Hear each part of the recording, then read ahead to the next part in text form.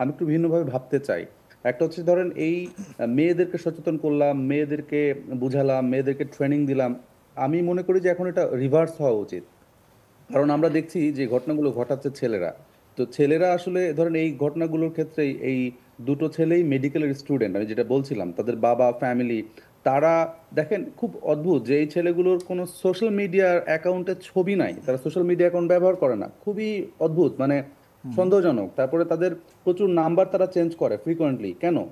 তারপরে হচ্ছে তারা কারোর সঙ্গে মেশে না, বাসায় আসলে বাসার মধ্যে থাকে, রুমের মধ্যে দরজা বন্ধ করে, তাদের খুব ভালো বন্ধু নাই। আচ্ছা, তারপরে তারা তাদের বাবার অ্যাকাউন্টে লাখ লাখ টাকা পাঠাচ্ছে, কোথা থেকে আসতেছে? দুলাভাইয়ের অ্যাকাউন্টে টাকা পাঠাচ্ছে, বোনের অ্যাকাউন্টে টাকা পাঠাচ্ছে। তাদের এই পরিবার কি এই প্রশ্নগুলো করেনি যে তার সন্তান এই কি করে? টাকাগুলো কোত্থেকে আসছে? যেখানে তার পড়াশোনা করতেই তার আসলে এত কষ্ট হচ্ছে, তার তারা টাকা পাঠানোর কথা, সেখানে উল্টো সে তাদেরকে টাকা পাঠাচ্ছে, টাকাগুলো কোথা থেকে আসে? এই প্রশ্নগুলো ছেলে যারা, মানে যাদের ঘরে ছেলে আছে, উঠতি বয়সী ছেলে আছে, বা ধরেন একটু সন্দেহজনক আচরণ ছেলে আছে, তাদের বাবা মারও করা উচিত, শুধু মেয়েদের না। আর মেয়েদের ফ্যামিলি থেকে আমার কাছে মনে হয় একটু উল্টো হয়ে বোঝানো উচিত যে দেখো, দেখেন, যে বিষয়গুলো ভাইরাল হয়, শরীর, তাই তো, শরীর তো আসলে সবারই আছে। এইভাবে যদি ভাবেন যে যেই অপরাধটা করছে, তো সে তো আসলে অপরাধী, তা তো বটেই। তুমি হয়তো ভুল করেছো, ভুলের জন্য তুমি আসলে এরপর সতর্ক থাকবা, কিন্তু ভুল করার জন্য তাকে সারা জীবন এটার জন্য গ্লানি বয়ে বেড়াতে হবে, তাকে সুইসাইড করতে হবে, তাকে আসলে সমাজ থেকে একঘরে করে ফেলতে হবে, সমাজের এই অ্যাপ্রোচটা বদলাতে হবে। আমি জানি কঠিন, কিন্তু এইভাবে ভাবা শুরু করতে হবে যে ঠিক আছে, একজন আমার শরীর দেখে ফেলেছে, শরীর তো সবারই আছে, মানে আলাদা কোনো কিছু তো না।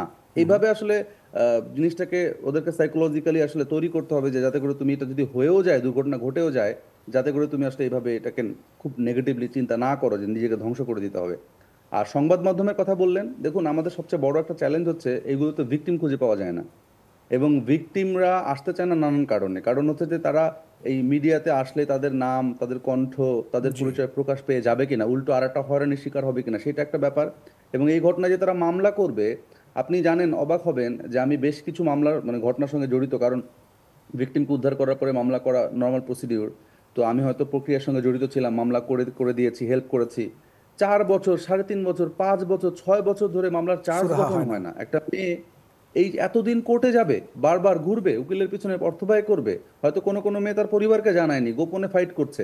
তো তার পক্ষে সম্ভব যে বিয়ের বয়স হয়ে যাচ্ছে, সে এই মামলা চালাবে? মানে শ্বশুর বাড়িতে যখন যাবে, সে কি একটা মামলা ঘাড়ে করে নিয়ে যাবে? তো এই যে একটা প্রক্রিয়া, এই যে কোর্ট এবং পুরো সিন্ডিকেট, যে ধরেন মানে বছরের পর বছর লেগে যায়, এবং এটার আসলে একটা ট্রাইব্যুনাল করা হয়েছে, বা নারী ও শিশু নির্যাতন, বা এই যে ধরেন যেটাই বলেন না কেন, হাজার হাজার মামলা জট, এগুলো একটা ব্যাপার। তো আমার মনে হয় গণমাধ্যমে আপনি যে প্রশ্নটা করলেন, গণমাধ্যম কর্মীদের যেটা করা দরকার সেটা হচ্ছে যে এই সকল রিপোর্টিং এর ক্ষেত্রে জেন্ডার সেন্সিটিভ আচরণ করা দরকার, যে আমি আসলে যে ভিকটিমকে নিয়ে কাজ করছি, সেই ভিকটিমের পরিচয় কিংবা তার আইডেন্টিটি যেন কোনোভাবে প্রকাশ না পায়, এবং আমার কারণে, আমার এই রিপোর্টের কারণে সেই ভিকটিম যেন কোনোভাবে ক্ষতিগ্রস্ত না হয়, এবং তাকে সর্বোচ্চ নিরাপত্তা দিয়ে যেন আমরা আসলে কাজটা কমপ্লিট করতে পারি।